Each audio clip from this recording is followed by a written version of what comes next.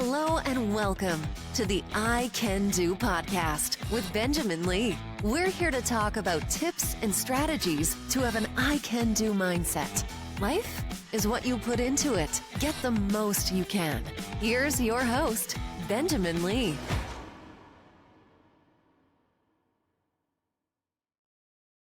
All right, we're back. Another Money Monday or Monday Money, and we're talking more about finances today. We have been doing this now, I don't know, at least 4, 5, 6, 7 Mondays, and we're going to keep this going. This episode is a little bit late, but you know what? The name of the game, stay consistent. It's a holiday season, and I'm thinking about 2026 with these episodes. So you may need to catch up a little bit on these, and that's fine. Today is Money Monday. So I want to read something, and I want to talk about opportunity cost. I have a book here by Dave Ramsey and his daughter, Rachel Cruz, called Smart Money, Smart Kids, Raising the Next Generation to Win with Money. Here's the book here. And I like what they talk about on page number 52, teaching our children the opportunity cost of money. So, opportunity cost is something that is a phrase or a statement that is mentioned quite a bit. And I just want to read this. It says, cost is one of those fancy financial terms that some people choke on.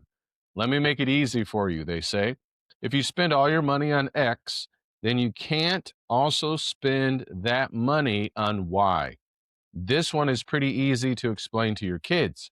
Use an example they care about, such as if you buy this video game today, you won't have the money to buy the new game that comes out next month. Sometimes it can be hard for a child to weigh the value of future happiness against the immediate thrill of buying something today. The key question is, will you be as happy about this decision when the new game comes out next month? So that's really the idea of opportunity cost. If we buy something today and we don't have that money later on and another opportunity comes or is available, then we miss out on that potential opportunity. And that's the idea of opportunity cost. And it's not just for kids, it's also for adults. And growing up, I don't think I understood this. I guess I understood it in the sense that when I ran out of money, then I just didn't have money. And that's always a hard thing about, okay, well, I really want something now, but what if something happens or another opportunity happens later on? What are we supposed to do? So there are a couple of thoughts I want to share with you as we think about opportunity cost. Number one, this is not just something for young people.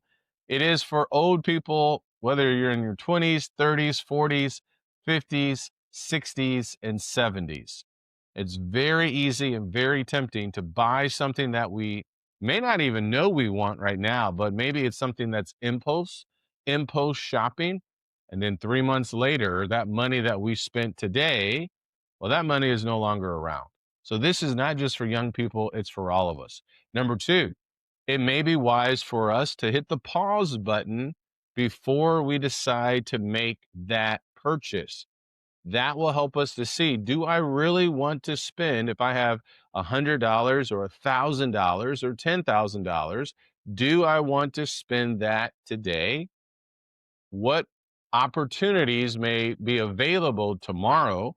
What better opportunities? So hitting the pause button will go a long way.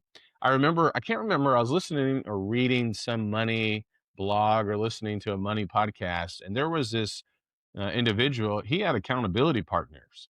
And if there was a purchase that he was going to make that was over $100, he would talk to someone, and I think he would wait almost 30 days. And that seems maybe a little extreme sometimes, particularly during the holiday season. However, there's great wisdom. So number three, you may want to get an accountability partner with your finances.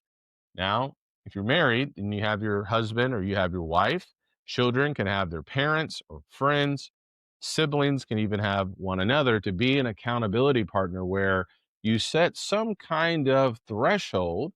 And when an opportunity arises, it's very tempting to say, okay, I want that right now. Allowing someone else to give us some perspective may help us so that we don't miss out on future opportunities for one that is a little bit less. Right. Number four, it may be that you've already saved that money, you have funded that account, and that opportunity arises and you want to capitalize.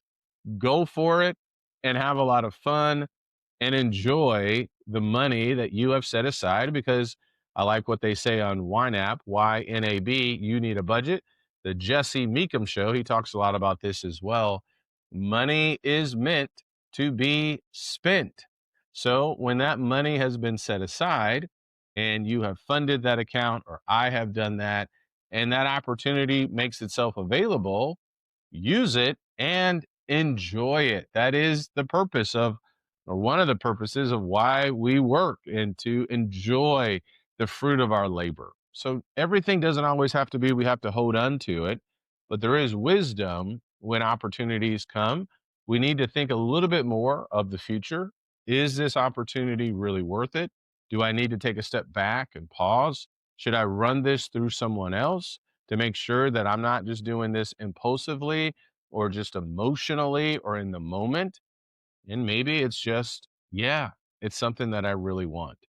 So, what happens when those other opportunities do become available and we've already spent that money that's been funded? Well, we have to wait, or at least that's the wise thing to do so we don't accrue more debt. We need to wait. We need to pause. We need to talk to someone else.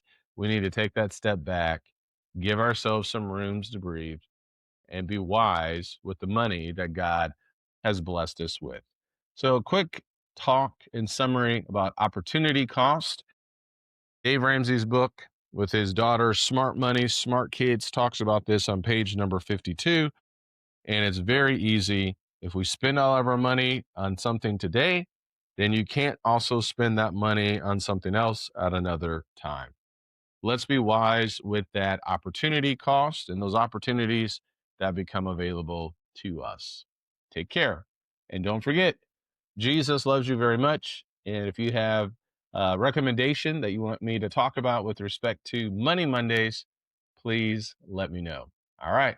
Have a good one. I can do, so can you.